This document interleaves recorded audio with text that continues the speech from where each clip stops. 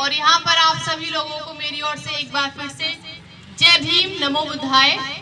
जैसा कि सर ने बताया, इस देश में कोई भी देश हो वो दो ही चीजों से चलता है, या तो विधान से या फिर संविधान से।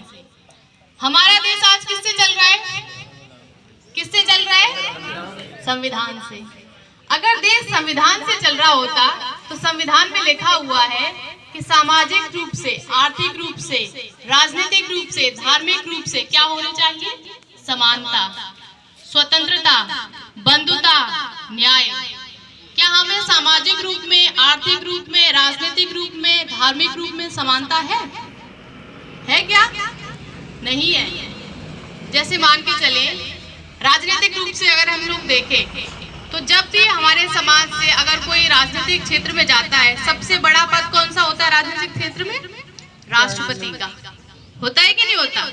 अभी हमारे समाज से आदरणीय द्रौपदी मुर्मू जी राष्ट्रपति बनी कि नहीं बनी? जब वो राष्ट्रपति बनी तो उन्होंने राष्ट्रपति पद की शपथ ली। जब शपथ ली तो उन्हें 21 तोपों की सलामी दी गई कि नहीं दी गई? उनका इतना सम्मान किया गया। अगर हम सामाजिक रूप से देखें तो सामाजिक रूप में हमारे लोगों के साथ क्या होता है? अगर जिस वर्ग से वो आती हैं, किस वर्ग से आती है आदरणीय द्रौपदी मुर्मू जी? आदिवासी।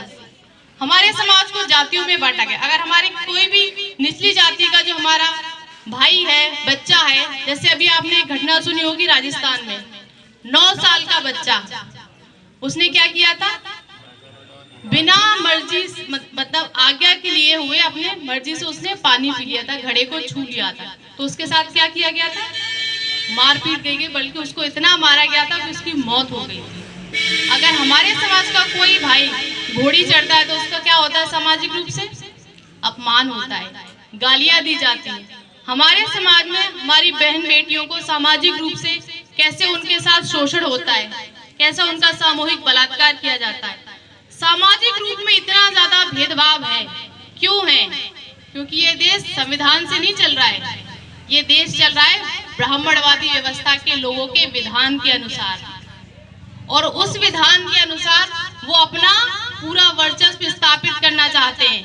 इसीलिए हमारे बच्चों की शिक्षा को खत्म कर रहे हैं। जितने भी हमारे सरकारी विभाग थे उसको क्या कर रहे हैं? प्राइवेट। और पिछले जितने भी आप लोगों ने देखी होगी, लगभग 97% विभाग क्या हो गए?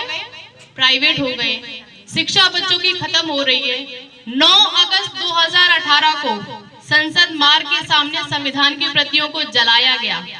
जानते हैं आप लोग? संविधान को खुलेआम जला रहे हैं और क्या कर रहे हैं? संशोधन कर रहे हैं। जब संविधान को धीरे धीरे जला रहे, खत्म कर रहे हैं, तो हमारे पास कुछ बचेगा? जो कुछ हमें मिला हुआ था, जो लोग हम आगे बढ़ने लगे थे, किसकी बदौलत बढ़े थे? बाबा साहब ने जो संविधान में अधिकार दिए, वही अधिकार आज खत्म हो रहे हैं। इतने बड़े देश में इतनी बड़ी संख्या में हमारे लोग हैं, जिनकी संख्या कितनी है? 85%। और जो चंद लोग हैं, मुट्ठी भर लोग, वो इस 85% को क्या बनाए हुए हैं? गुलाम। 15 बड़े हैं कि 85? 85। लेकिन 15 देश पे राज कर रहे हैं। 85 15 से कितने गुना बड़े हैं? 6 गुना लगभग। लेकिन इस 85 को उन्होंने 15 ने क्या किया है? बांट दिया है जातियों में। लगभग 10,000 जातियां हैं। अगर 85 का 10,000 में भाग देते हैं तो कितनी संख्या रह जाएगी? 0.0085 रहेगी। अब ये 0.0085 15 की गुना में कितनी छोटी हो गई? कितनी छोटी हो गई? 1764 गुना। जो हम पहले 6 गुना ज्यादा थे, बड़े थे, कितने कम किए गए?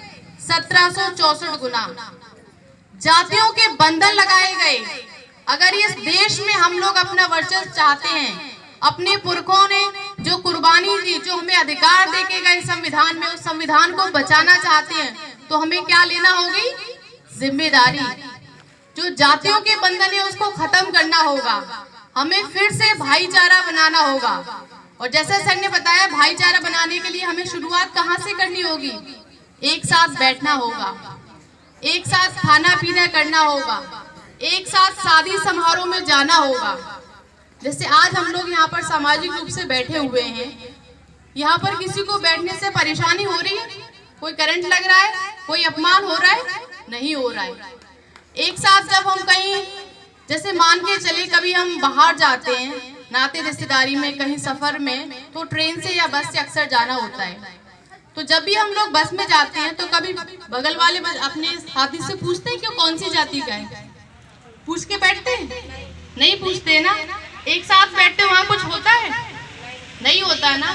अगर वही चीज हम कहीं और जाते हैं, जैसे मान के चले अगर हम किसी अपने वाल्मीकि भाई के पास गए, उनके साथ बैठे, तो ये समाज क्या कहता है?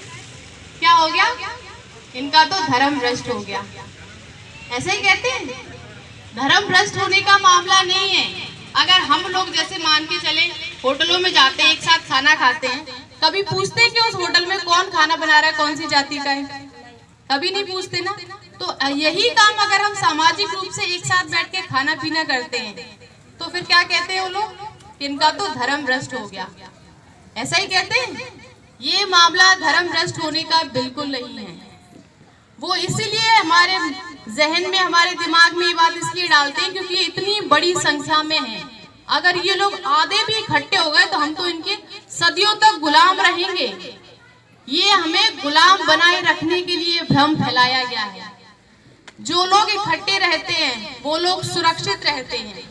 इसीलिए मैं आप सभी से यही अनुरोध करना चाहूंगी कि जो हमारे पुरखों की विरासत थी, जो उन्होंने इतने संघर्ष से हमें देकर गए, अगर हम लोग चाहते हैं कि आने वाले समय में हमारे बच्चों का भविष्य उज्जवल हो, तो आज देश में जो हमारे हक अधिकार खत्म किए जा रहे हैं, जो संविधान जलाया जा रहा है, उसको हमें साथ मिलकर के जिम्मेदारी लेनी होगी। और बहुजन समाज सिर्फ पुरुषों का समाज नहीं है, इस समाज में महिलाएं भी आती हैं और महिलाओं के पास इतनी बड़ी ताकत है।